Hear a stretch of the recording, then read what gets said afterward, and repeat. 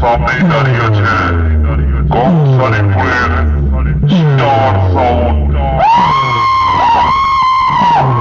আরে দেখা দেখি তো অনেকক্ষণ হলো, পারলে স্টার সাউন্ডকে হারিয়ে দেখা। আরে বেটা তোর বয়স হয়ে গেছে, যা যা বাড়ি যা।